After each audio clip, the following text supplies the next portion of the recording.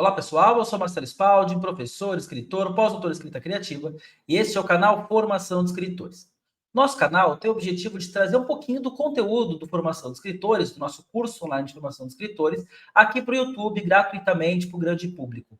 E a gente tem feito isso já há mais de 2 anos, e aos pouquinhos estamos ganhando bastante seguidores, ganhando bastante inscritos, e este vídeo é para comemorar que nós estamos chegando em 7.000 inscritos.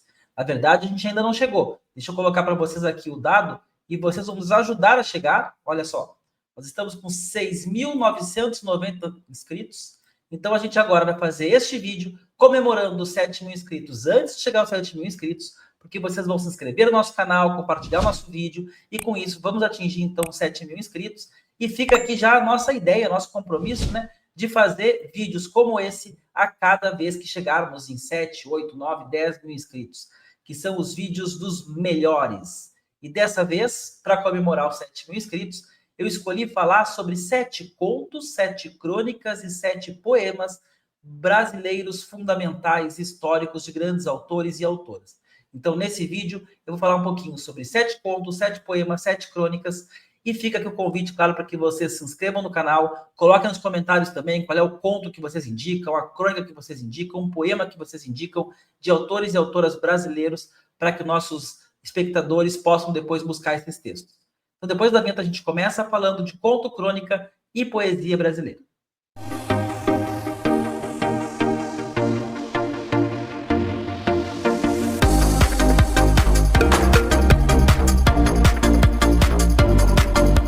Então, de começar a colocar para vocês aqui os contos, crônicas e poemas que eu escolhi nessa breve seleção, eu vou mostrar um livro chamado Os 100 Melhores Contos Brasileiros do Século, do Ítalo Morricone.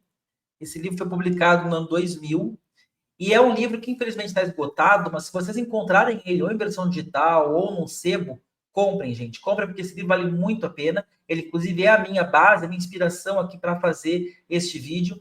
E o livro traz 100 contos de autores ao longo do século XX. Só que como o conto surgiu no finalzinho do século XIX, e aqui no livro está o Machado de Assis, então a gente pode dizer que este livro reúne os maiores contistas brasileiros de todos os tempos.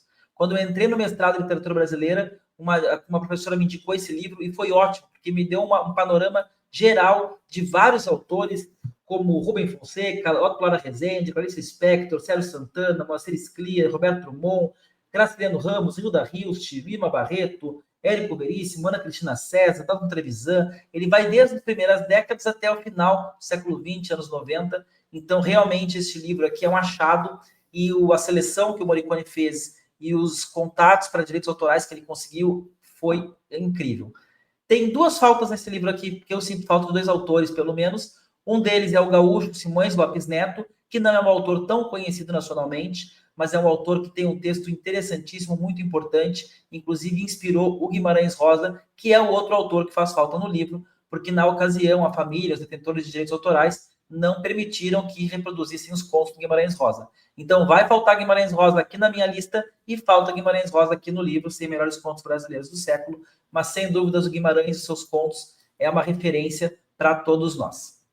Vamos lá, então, ver quais são os primeiros 7 contos que eu coloquei aqui como os contos fundamentais da literatura brasileira. Não podemos deixar de começar com Machado de Assis. O Machado de Assis tem dezenas de contos. O Machado de Assis, na minha opinião, ele é um excelente romancista e ele é também um excelente contista. Tem dificuldade de saber se é melhor em narrativa longa ou em contos, mas os contos acabam sendo até mais populares em função da questão escolar, em função da extensão. O próprio Machado, aliás, tem uma frase que ele diz assim: a vantagem do conto em relação ao romance é que pelo menos o conto é curto. Então acaba que as pessoas leem muito mais contos do Machado do que narrativas longas, e O Pai contra a Mãe é aquele conto do Machado que talvez seja o conto mais exemplar, o conto que melhor traduz a obra do Machado, tanto o subtexto que ele utiliza, quanto a temática. Então, Pai contra a Mãe é um texto que tem um conflito muito grave, um conflito muito importante, e vale a pena vocês buscarem, quem não conhece ainda, O Pai contra a Mãe.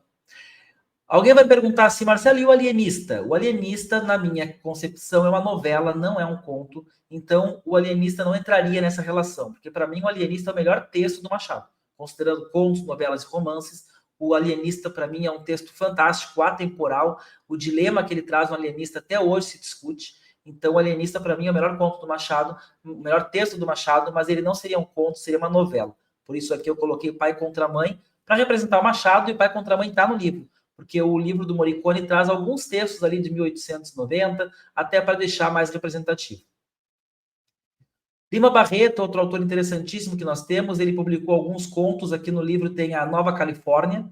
Não sei se vocês lembram, eu sou um pouco mais velho que alguns de vocês, mas eu gostava muito de ver novelas de televisão, e houve uma novela chamada Fera Ferida, uma novela interessantíssima, que era inspirada na obra do Lima Barreto. Então ela juntava 2, 3 contos do Lima Barreto, e a Nova Califórnia é um pouco aquela cidade lá do Fera Ferida. É um texto que traz o Raimundo Flamel, que é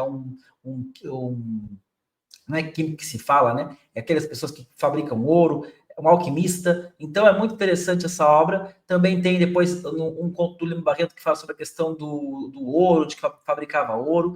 Então a Nova Califórnia representa bem esta obra do Lima Barreto. Tato Trevisan, que nos deixou recentemente, tem vídeo no canal aqui sobre o Trevisan. O Trevisan tem no livro o menor conto de todos. O menor conto do livro é Uma Vela para Dario, dos anos 60, do Trevisan. E esse conto é uma aula de contos, tanto que eu uso ele muito nos meus cursos, porque ele tem muito subtexto, ele é um texto com um conflito muito pontual, com uma unidade muito clara. Gosto muito também de Uma Vela para Dario. A Clarice é outra autora que teria dezenas de contos para a gente citar. O próprio livro traz mais de um conto da Clarice. Eu escolho Felicidade Clandestina porque ele é um texto intimista, ele é um texto que fala sobre a paixão pelos livros, que é algo que nós que gostamos de ler e escrever temos, e que naquela época o acesso ao livro não era tão fácil como é hoje, então também demonstra essa mudança do acesso ao livro que houve ao longo dos tempos. E o conto, ele tem um desfecho muito bonito, um desfecho muito, muito delicado. Eu considero também um dos poucos contos para levar para os alunos que o final é feliz, entre aspas, né? O pessoal reclama muito que conto acaba sempre em tragédia, sempre com finais tristes. E Felicidade Clandestina não necessariamente, a gente tem ali uma abertura para uma nova época, uma nova fase. Eu acho a Clarice como um todo é fantástica, esse texto mais introspectivo dela é incrível. E o Felicidade Clandestina é o que eu escolhi. Haveria outros aqui, Uma Galinha, Amor e tantos outros textos dela na coletânea para que se escolhesse. Rubem Fonseca também ele é um autor importante, até pela linguagem que ele traz para o conto. Ele traz uma linguagem muito mais coloquial, uma linguagem bastante forte, com palavrões, com gírias. E o conto clássico dele, o conto famoso dele é Feliz Ano Novo. Então, Feliz Ano Novo, do Rubem Fonseca, não pode deixar de estar numa lista de contos fundamentais. Também está aqui no livro do Morricone, e é a minha escolha do Rubem Fonseca para representar essa literatura um pouco mais contemporânea, mais urbana, também trazendo as temáticas do urbano e da violência para a literatura brasileira. É o chamado neorrealismo. O realismo da literatura brasileira é aquela fase lá de Érico Veríssimo, Raquel de Queiroz, Jorge Amado, e aí o neorrealismo é quando a gente tem o Paulo Lins, quando a gente tem o Rubem Fonseca, trazendo obras, o próprio Trevisan tem algumas obras nesse caminho, que são obras mais urbanas e que traz a realidade dura do homem urbano, da mulher urbana. Aqueles dois do Caio Fernando Abreu, o Caio Fernando Abreu é um autor extremamente reconhecido, um autor que não apenas representa uma comunidade, a comunidade LGBTQ, mas também é um autor que tem uma obra universal, uma obra que, acima de tudo, fala sobre amor, e ele sempre circulou muito bem por causa disso, porque a obra dele traz uma universalidade daquela relação, que no caso do conto são dois rapazes, mas não é isso que marca o texto, então ele naturaliza esse tipo de relação há muito mais tempo, lá nos anos 60, 70. O Morangos Mofados é o livro mais conhecido do Caio, mais vendido, mais citado, e aqui o conto Aqueles Dois representa bem o Caio, acho que vale também a leitura e a busca de vocês pelo conto. Para fechar, a Lígia Fagundes Telles também tem mais um conto aqui no livro, mas por algum motivo na seleção não foi colocado o Antes do Baile Verde, que na minha opinião é o conto mais representativo da Lígia, que dá o título ao livro mais representativo dela. Então a minha sugestão de conto da Lígia Fagundes Telles é Antes do Baile Verde. Não está no livro do Morricone, tem outros contos da Lígia aqui no livro, mas vale a pena vocês buscarem o Antes do Baile Verde. Por exemplo, A Caçada está aqui no livro da Lígia, mas a Lígia é uma autora que tem Venha Ver o Pôr do Sol e tem tantos outros contos importantes. Neste caso, a minha sugestão para fechar essa listinha de 7 é o Antes do Baile Verde. Gente, é claro que essa lista aqui não esgota nada, né? A gente poderia ter uma lista com 70 contos fundamentais, qualquer outra pessoa teria a sua própria lista de 7 contos. Aliás, convido que deixem aqui nos comentários do vídeo os 7 contos ou o conto que vocês consideram fundamentais da literatura brasileira. O que eu tentei foi buscar textos mais clássicos e mais antigos, porque quando a gente busca no cânone, a gente consegue ter uma estabilidade maior. Por vezes, um conto contemporâneo que faz muito sucesso hoje, daqui a 20, 30, 40 anos, pode acabar não tendo tanta repercussão. Certo? Dito isso, vamos passar para as crônicas agora. Deixa eu passar aqui na minha tela. 7 crônicas fundamentais da literatura brasileira. Para falar sobre as crônicas, eu também peguei o livro, este aqui, do Joaquim Ferreira dos Santos, que foi organizador do livro, As 100 Melhores Crônicas Brasileiras do Século, publicado em 2007, um pouquinho depois, claro, inspirado no sucesso dos 100 Melhores Contos. Eu confesso que os 100 Melhores Contos funciona melhor, porque a amostra, né, o século XX para o conto foi muito importante. E a crônica, ela é menos atemporal do que o conto. Então, quando a gente lê uma crônica lá dos anos 10, anos 20 do século passado, a gente acaba perdendo um pouco a referência, não entendendo também aquela crônica. Então, o livro dos contos, ele é um livro que funciona melhor, mas para quem estuda literatura, para quem gosta e estuda crônicas, é muito interessante também este apanhado aqui, feito nos 100 melhores crônicas brasileiras do século. Aí eu peguei algumas crônicas desse livro, acrescentei outras que não estão no livro, mas também de autores representativos e importantes. E vamos lá para a minha lista das 7 crônicas brasileiras fundamentais. Não pode deixar de começar com Machado, que faz aqui uma crônica metaficcional, uma crônica falando sobre escrever crônicas, chamada O Nascimento da Crônica. Quem sabe em algum momento aqui eu faço um vídeo no canal sobre essa crônica, lendo essa crônica, não é domínio público, né? Pode ser lido aqui no canal, em que ele vai comentar sobre a escrita de crônicas e, ao mesmo tempo, o texto é uma crônica por si. Então, é a crônica que abre o livro e acabou sendo também a crônica que eu escolhi para abrir a nossa lista. E assim também coloca o Machado de Assis, né? Porque o Machado de Assis foi também um grande cronista, ele era muito popular na época dele, escrevia no jornal, escreveu depois folhetins, então não pode deixar de ter aqui Machado de Assis. Complexo de Vira-Latas, do Nelson Rodrigues. Essa crônica aqui, ela ficou muito famosa, mas não tanto pela crônica, e sim pelo conceito, que é um conceito que, inclusive, eu gosto muito. Usei muito esse conceito quando eu escrevi sobre viagens, nos meus cursos de viagens. Por quê? Porque a gente aqui no Brasil tem o que Nelson Rodrigues chama de complexo de inferioridade, complexo de vira-latas. Nós não ficamos nada a desejar para o resto do mundo em muitos aspectos. E quando a gente viaja, que a gente percebe isso, inclusive. Mas, voltando à crônica, o Nelson Rodrigues escreveu esse texto em 1958, antes do Brasil viajar para a Suécia, sobre a seleção brasileira, sobre a Copa do Mundo que aconteceria na Suécia. Ele dizia que o Brasil tinha total condição de ser campeão, porque o Brasil não chama nada a dever para ninguém no futebol, e o que ele tinha é complexo de vira-latas. Lembrem que até 58 o Brasil nunca tinha ganhado uma Copa, no ano de 50, no Maracanã, perdeu a final dentro do Maracanã para o Uruguai, então era um trauma social de um país que já era um país apaixonado por futebol, e em 58 o Brasil acaba indo até a Suécia e ganhando o que seria o primeiro Mundial de 5, que já ganhou, né? Então ficou muito famosa a crônica, mas a gente hoje não lembra tanto do assunto, porque ficou datado, né? Ficou perdido esse assunto, mas o conceito acabou pegando o Complexo de Vira-Latas, que é uma crônica do Nelson Rodrigues, tá aqui no livro, bem curtinha, também vale a pena vocês buscarem. Carlos Drummond de Andrade também tem crônicas, além dos poemas. É claro que o Drummond vai aparecer como poeta, porque o Drummond, para mim, é o maior poeta da literatura brasileira. Mas ele também tem crônicas, e aqui no livro eu escolhi a crônica chamada Antigamente, porque é uma crônica daquelas nostálgicas que acho que todas as gerações, todos os autores vão fazer em algum momento. Antigamente era melhor porque tal coisa, antigamente era melhor porque tal coisa. Então, é uma crônica deliciosa, gostosa, simples, ao mesmo tempo poética, como o Carlos Drummond de Andrade sabe fazer. Clarice Lispector, aqui saiu errado, né? É Medo da Eternidade. A Clarice também é uma grande contista e uma ótima cronista. A Clarice tem diversos textos, diversas crônicas aqui no livro. E essa Medo da Eternidade é muito interessante, porque ela conta sobre como ela descobriu o chiclete. Ela gostava muito de balas e, de repente, descobriu o chiclete. Primeira vez que ela comeu um chiclete. E esse medo de alguma coisa que não termina nunca, diferentemente da bala. Então, olha como a crônica ela pode ser genial. Ela parte de uma coisa prosaica, de uma época super temporal, porque a novidade do chiclete era para a época dela, mas a gente, quando lê hoje, consegue, até pelo conceito de eternidade, consegue ter um efeito, consegue entender, consegue se divertir com a crônica. Essa atemporalidade de algumas crônicas também é uma característica muito forte, e a Clarice conseguiu muito bem fazer isso em alguns textos. Esse aqui, Medo da Eternidade, é um deles. Eu Sei, Mas Não Devia, da Marina Colasanti, uma crônica que eu considero uma das melhores crônicas que eu já li. Trabalho com os alunos nos meus cursos sempre. A Colasanti também nos deixou há pouco tempo, né? Infelizmente. E aqui está a imagem dela, aqui na lateral. Então, Eu Sei, Mas Não Devia, aquela crônica que ela fala: a gente se acostuma, mas não devia. A gente se acostuma com a luz natural, a gente se acostuma com o tremor, se acostuma com o barulho. E aí ela vai fazendo toda uma crônica poética sobre a gente se acostumar com coisas que a gente não deveria se acostumar. Então, realmente vale a pena buscar essa crônica. O título dela Eu Sei, Mas Não Devia, mas a gente também vai encontrar na internet como A Gente Se Acostuma, Mas Não Devia.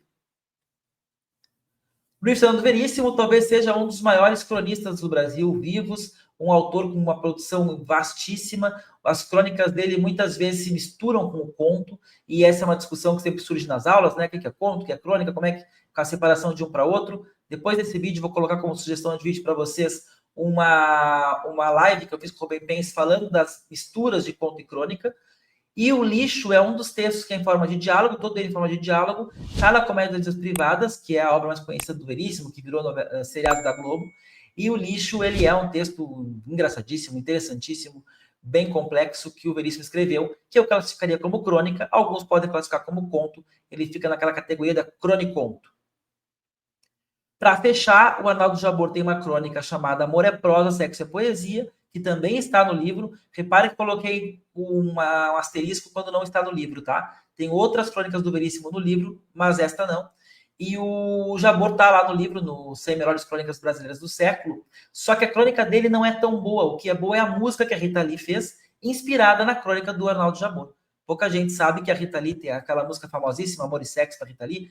Ela foi inspirada numa crônica que o Jabor escreveu, que é muito mais pernóstica, né? É muito mais prolixa, ela tem muito mais elementos, ela é muito mais extensa.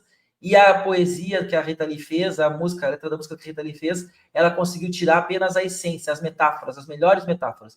Considero a música incrível, mas foi inspirada nessa crônica, então por isso ela está aqui entre algumas crônicas fundamentais da literatura brasileira.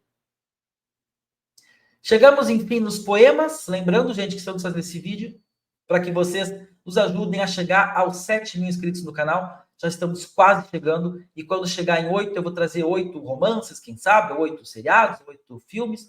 E assim eu vou trazendo a cada vez que a gente bater um número redondo, um vídeo especial para vocês. Fizeram também o livro dos 100 melhores poemas. Esse livro também foi organizado pelo Ítalo Morricone. Deixa eu ver aqui em que data, em que ano que ele publicou esse livro. A gente nunca sabe se a pista está no começo ou no fim. Tá aqui. Então, o de poemas foi publicado logo depois de 2001. Eu acho também um ótimo livro. Claro que a poesia brasileira, ela também era representativa antes do século XX. Então, há poemas, a gente vai trazer 2 exemplos aqui, muito importantes brasileiros, que são anteriores e não estão, claro, no livro. Mas, ainda assim, é uma boa amostra dos poetas. Deixa eu falar aqui alguns. Carlos Drummond de Andrade, João Cabral de Melo Neto, Cecília Meirelles, Ferreira Goulart, Vinícius de Moraes, Délia Prado, Mário Quintana, Manuel de Barros, Oswald de Andrade, Haroldo de Campos, Hilda Rios, Chimário de Andrade, enfim, todos aqueles nomes que a gente ouve falar ao longo das aulas de literatura da escola ou nos nossos estudos de poesia, acabam aparecendo porque eles são muito importantes no século XX e é também um século em que a poesia brasileira atinge um patamar muito interessante. Eu escolhi o que aqui para vocês? Primeiro, 2 poemas que não estão no livro, porque eles são anteriores, são, digamos, poemas formadores da literatura brasileira, que é o Canção do Exílio, do Gonçalves Dias, Minha Terra Tem Palmeiras, Onde Canta o Sabiá, talvez seja um grande poema formador aí do Brasil, e o Navio Negreiro, do Castro Alves, que é um poema um pouco mais longo, e aqui eu vou trazer poemas curtos, com exceção do Navio Negreiro, mas também é um poema essencial para a formação brasileira, para a história brasileira, para a conscientização da questão dos escravos. Então, o Navio Negreiro e Canção do Exílio não poderiam faltar numa lista como essa. Aí, passando para o livro, a gente vai começar com Vou-me Embora para Passárgada, do Manuel Bandeira. Esse poema é aquele famoso, Vou-me Embora para Passárgada, lá com o Amigo do Rei. é um poema um tanto irônico. O Manuel Bandeira, ele é um dos autores que vai estar no modernismo, que é o movimento brasileiro dos anos 1922, que trazem uma certa popularização para a literatura e para as letras, defende a linguagem coloquial, tira um pouco aquela aura mais formal, mais parnasiana que estava preponderando na literatura e especialmente na poesia. Então, para representar também esse grupo de autores e autoras, o Vou-me embora para Passárgada, do Manuel Bandeira, está aqui. Adélia Prado tem um poema chamado Com Licença Poética, e é interessante esse poema porque ele faz um diálogo com o Vou-me embora para Passárgada, trazendo a condição feminina. Então ele trabalha com a intertextualidade, que é um elemento muito importante para a literatura, para quem gosta de escrever, e traz também a questão da condição feminina neste ambiente de Brasil, neste momento de século XX, ainda meados do século XX. Então é um poema muito importante, de uma das autoras também, que é das maiores autoras brasileiras, uma das maiores poetas brasileiras, que é a Adélia Prado. O Carlos Drummond de Andrade, eu poderia colocar aqui vários poemas dele, porque o Drummond tem centenas de poemas, dezenas de poemas importantíssimos. Eu acabei escolhendo José e Morte do Leiteiro. Aqui é Morte do Leiteiro. Então, o José é aquele famoso poema E Agora, José, a festa acabou. Esse poema ele acaba sendo muito representativo porque ele é muito alegórico, né? E ele fala muito sobre o próprio sujeito poético. Então, o José do Drummond está aqui. Poderia ser A Pedra no Meio do Caminho, poderia ser aquele do Quadrilha, João amava a Teresa, que amava a fulana. Poderia ser também o Itabira, daquela do Eita Vida Besta, meu Deus. Porque realmente o Drummond tem muitos poemas, uma antologia do Drummond, 100 melhores poemas do Drummond, vai ser uma antologia tão interessante quanto 100 melhores poemas brasileiros. Mas aqui eu coloquei o José para representar o Drummond, que está no livro também. E coloquei um poema narrativo dele, o Drummond tem poemas narrativos fantásticos, e o Morte do Leiteiro, para mim, é um dos poemas narrativos mais interessantes que eu já li. Trabalho com ele nas aulas, tem algumas estrofes que são antológicas, não está no livro, mas eu coloquei na lista Morte do Leiteiro, do Carlos Drummond de Andrade. Para fechar, então, a nossa lista aqui dos melhores contos, crônicas e poemas brasileiros, ou pelo menos os fundamentais, alguns dos fundamentais, eu tenho um poema da Cecília Meirelles chamado Motivo, que a Cecília Meirelles também é uma das poetas mais importantes da literatura brasileira, e eu vou ler o poema dela, é um poema curtinho, diz assim: Eu canto porque o instante existe, e a minha vida está completa. Não sou alegre nem sou triste, sou poeta. Irmão das coisas fugidias, não sinto gozo nem tormento, atravesso noites e dias no vento. Se desmorono ou se edifico, se permaneço ou se me desfaço, não sei, não sei, não sei se fico ou passo. Sei que canto, e a canção é tudo. Tem sangue eterno, a asa ritmada. E um dia sei que estarei mudo, mais nada. Então, com esse poema, a gente finaliza aqui nosso vídeo dos 7 melhores, 7 contos, 7 crônicas, 7 poemas fundamentais da literatura brasileira, convidando vocês, claro, a comentar também quais são os poemas, as crônicas ou os contos favoritos de vocês, desses de formação, desses que ajudaram a forjar essa geração incrível que tem hoje de contistas, cronistas e poetas. E, claro, se inscrevam no nosso canal, compartilhem os nossos vídeos, para a gente continuar produzindo esse conteúdo. E quem sabe, chegando em 8 mil, a gente faz um outro vídeo com uma listinha aqui dos 8 melhores da literatura.